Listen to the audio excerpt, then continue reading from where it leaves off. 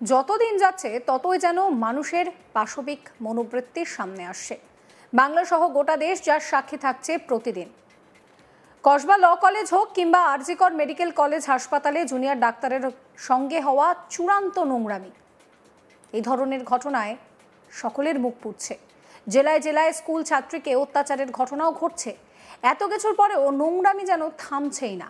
দুর্গাপুর উলুবেড়িয়ার পর আরও এক ঘটনা সামনে এসেছে। এবার পুলিশ আধিকারিকের বিরুদ্ধে এক মহিলা সম্মানহানি করার অভিযোগ সামনে এসেছে।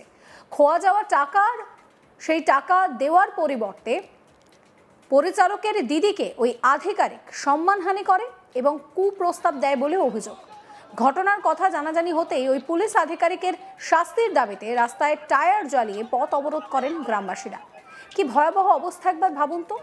একজন পুলিশ কিনা একজন মহিলার সঙ্গে নোংরামি করছে, তাতে তার রুচিতে একটুও বাজছে না। ছি, ভাবলে লজ্জা লাগে। জানা গিয়েছে ওই পুলিশ আধিকারিককে ইতিমধ্যেই ক্লোজ করা হয়েছে। গোটা বিষয়টা নিয়ে বিচার বিভাগীয় তদন্তও শুরু হয়েছে।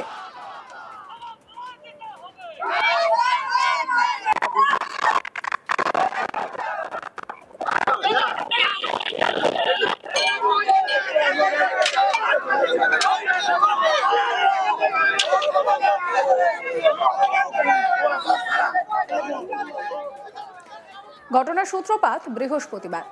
বাঁকুড়ার রানীবাঁধ থানার সেকেন্ড অফিসার শুভম রায়চৌধুরী ভাড়া বাড়ি থেকে বেশ কিছু টাকা খোয়া যায়। প্রায় 12 লক্ষ টাকা খোয়া গিয়েছে এই দাবি করে ওই আধিকারিক তার সমস্ত দায় চাপিয়ে দেয় বাড়ির পরিচারকের কাঁধে। অভিযোগ, সেই টাকা ও চুরি করেছে এই অপবাদ দিয়ে পরিচারকের ওপরে প্রথমে চাপ দেন আধিকারিক।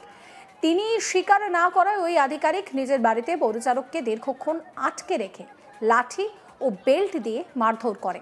নেশাগ্রস্ত অবস্থায় ওই আধিকারিক নিজের সার্ভিস গান দেখে তাকে জানে শেষ করার ও ছাদ থেকে ফেলে দেওয়ার হুমকিও দেয়। নির্যাতিতা মহিলা কি বলছেন শোনাবো।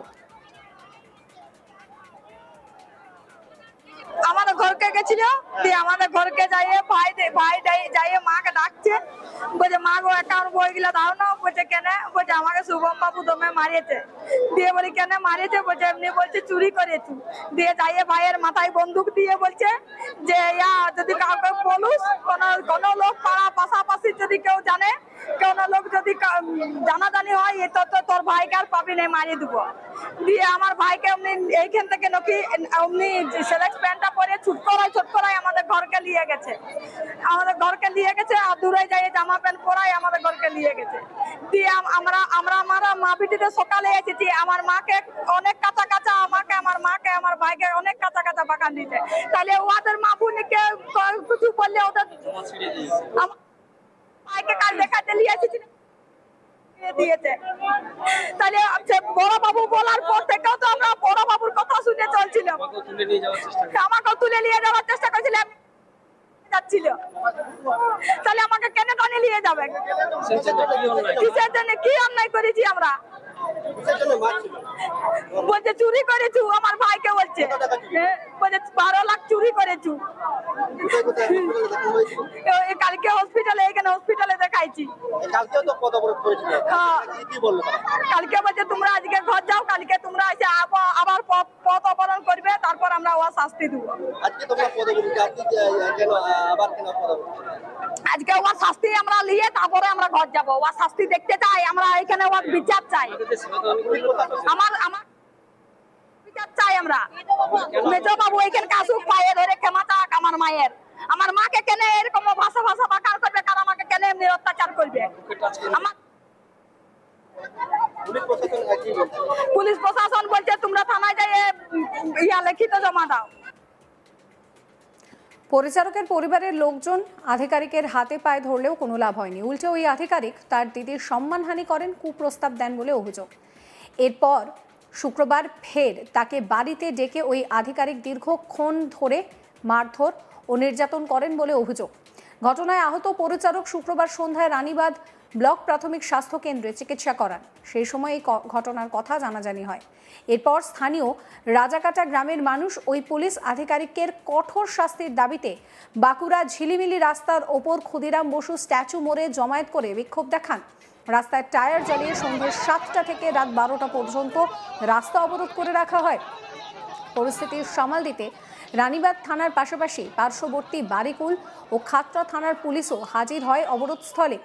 পুলিশ অবরোধকারীদের সরাতে গেলে পুলিশকে ঘিরেও বিক্ষোভ করেন অবরোধকারীরা।